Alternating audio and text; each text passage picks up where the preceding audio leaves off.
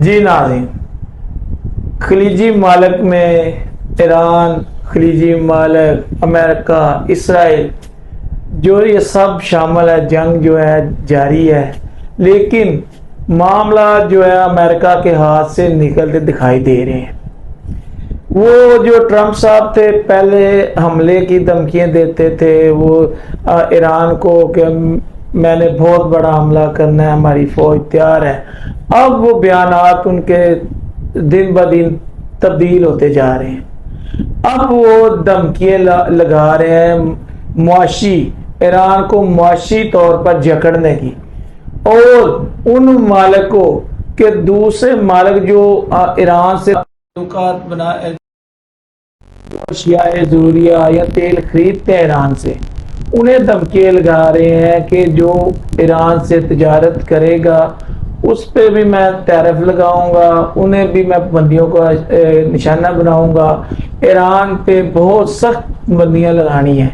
تو چلیں سلمان بھائی کا بھی تبصرہ پوچھتے ہیں۔ سلمان بھائی، یہ اب جنگ جو ہے نا وہ کس فیز میں شامل ہو گئی ہے؟ جو ٹرمپ ہے وہ اپنی بے بسی جو ہے نا وہ ظاہر کر رہا ہے۔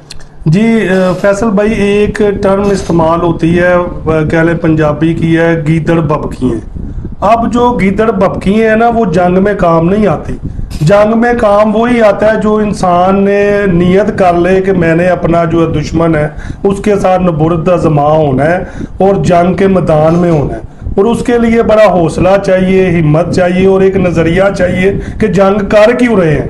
اب جو ایران ہے ان کے پاس ایک نظریہ ہے، ان کے پاس ایک قوت ہے اور ایک ان کے پاس ایمانی قوت ہے جس سے وہ جنگ کرتے ہیں، کیونکہ وہ جارہ قوم نہیں ہے۔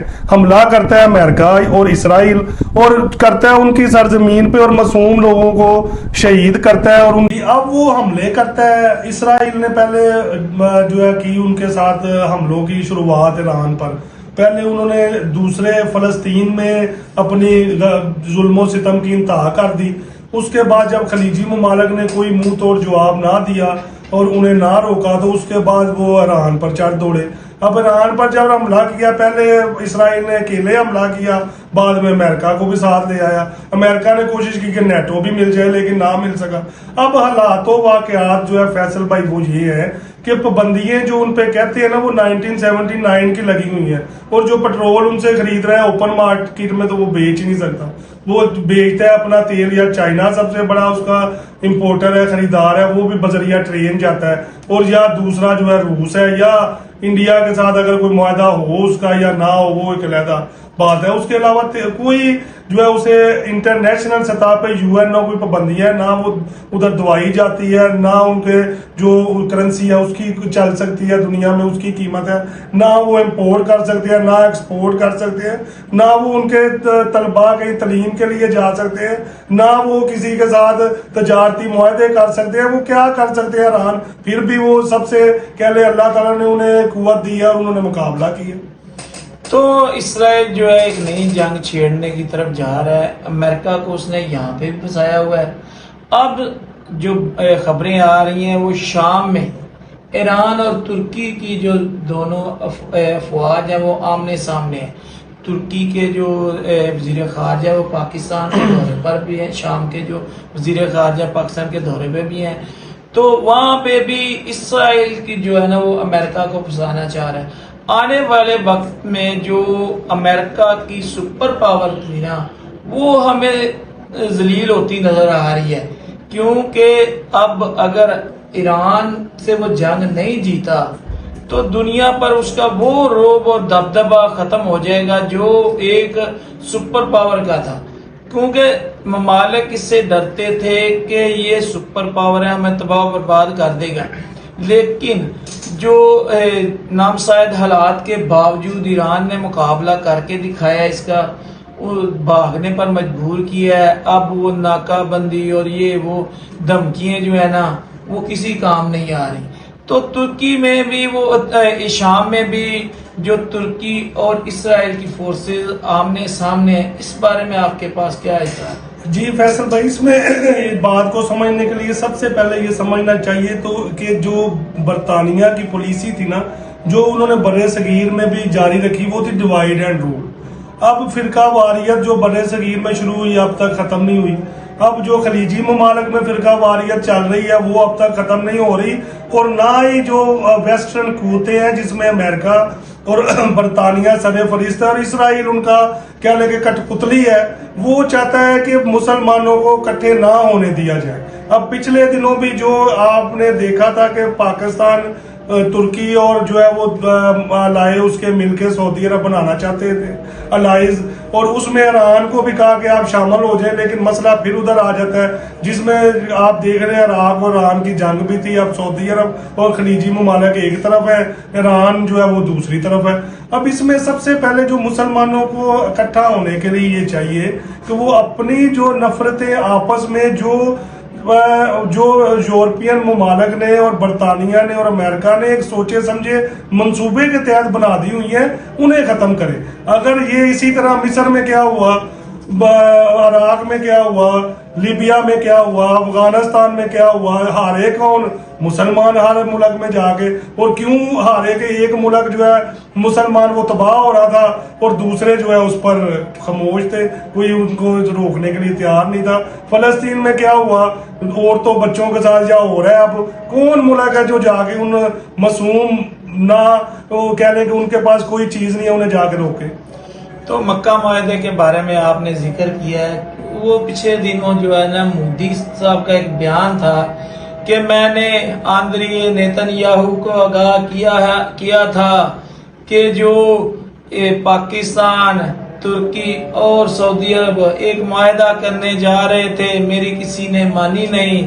کیا یہ جو مکہ معاہدہ ہے وہ جو شام میں جو فورسز آمنے سامنے آئی ہیں, کیا اس میں جو پاکستان اور ترکی کی فورسز مل کر اسرائیل کے اگینسٹ کوئی کارروائی کریں گی؟ یہ معاہدہ کیا وہاں پہ اپلائی ہوگا, کیا صورتحال ہوگی, یہ آپ کوئی بتائیں ناظرین. جی فیصل بھائی, اس میں آپ یہ سب سے پہلے ضروری ہے دیکھنا کہ اسرائیل نے پاکستان کے بننے سے فوراً بعد 1947 سے اب تک پاکستان مخالف قوتوں کی جو ہے وہ سرپرستی کی ہے, اور ہمارے جو لیڈر تھے جنہوں نے پاکستان بنایا, قائد اعظم محمد علی جناح صاحب, ان کے ارشادات تھے کہ ہم پوری دنیا کو مانیں گے لیکن اسرائیل کو ہم نے نہیں ماننا, اس لیے پاکستانیوں کے لیے آفیشلی جو ہے وہ اسرائیل کا سفر وہ جو بین ہے اور پاکستانی ادھر سفر نہیں کر سکتے.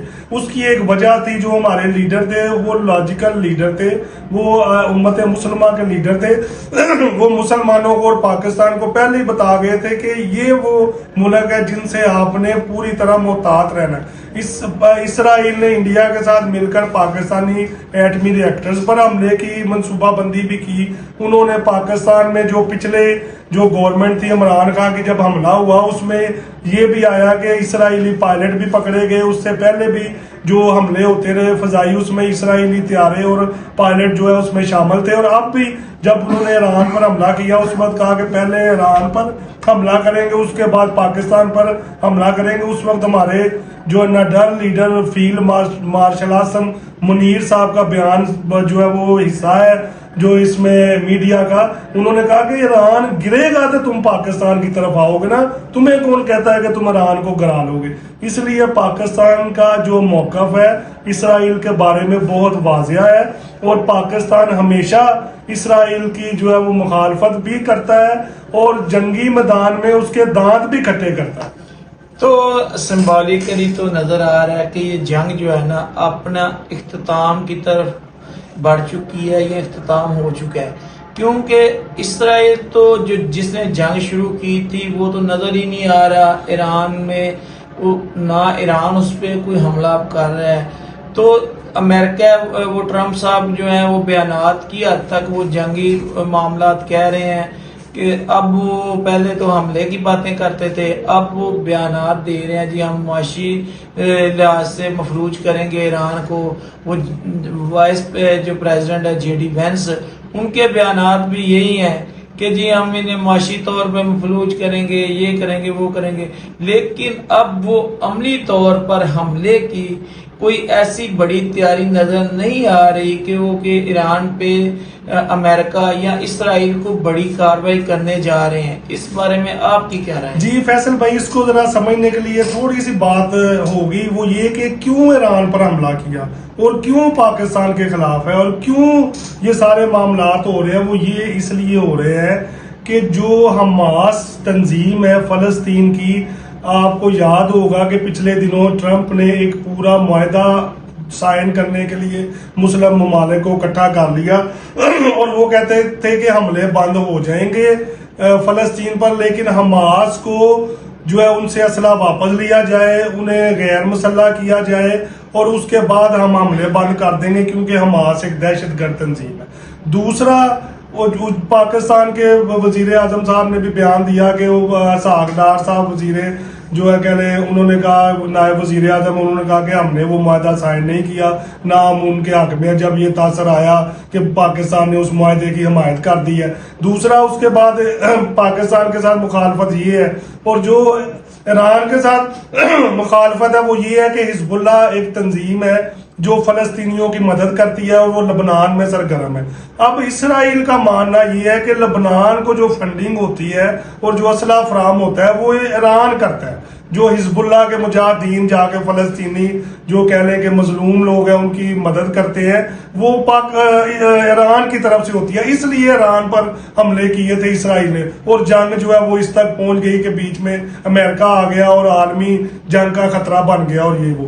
اس لیے اب یہ سارے معاملات جو ہیں وہ اسی وقت حل ہوں گے جب دونوں طرف سے یہ فیکٹ سمجھنے کی کوشش کی جائے گی کہ ظالم کون ہے اور مظلوم کون ہے. انٹرنیشنل سطح پر یہ جو اسرائیل کا وزیر اعظم Netanyahu international court of justice میں کیس گیا، اس کی گرفتاری کے وارنٹ جاری ہو گئے، تو آج تک اسے گرفتار تو نہیں وہ ہوا. اب امریکہ جو دوسرے جو کہہ لیں کہ سو کالڈ ان کو مطلوب افراد تھے وہ نہیں ملتے تھے، تو انہوں نے تو افغانستان سارا تباہ کر دیا تھا. تو اس کے لیے تو کیوں نہیں جاتے جب یو این او نے جو ہے اس کی عدالت میں کیس چلا گیا اور گرفتاری وارنٹ جاری ہو گیا. پکڑے تو صحیح، انسانیت کے خلاف جو ہے ان کے سارے معاملات ہیں. اس نے انسانیت کو جو ایسے رولا ہے کہ جو کہہ لیں کہ انسانیت کی تاریخ میں نہیں کبھی ہوا ہوگا.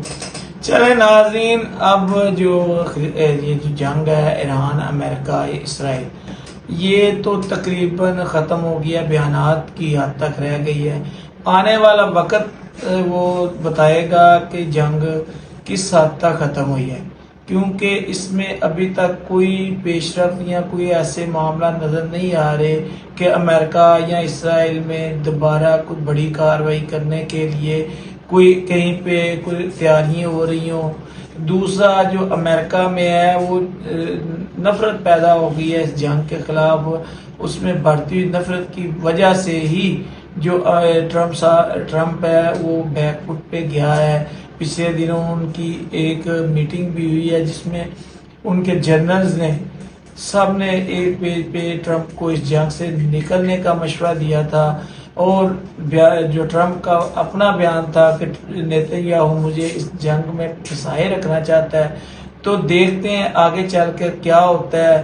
جو یہ شام میں اسرائیل اور ترکی کی فورسز آمنے سامنے ہیں، وہ بھی دیکھتے ہیں کیا معاملات ہوتے ہیں. پاکستان کیا کرے گا اس میں، ترکی کے ساتھ مل کر کیا بڑی کارروائی اسرائیل کے خلاف کر سکیں گے، یہ آنے والا وقت بتائے گا. اللہ آپ کا اور میرا حامی ناصر. السلام علیکم.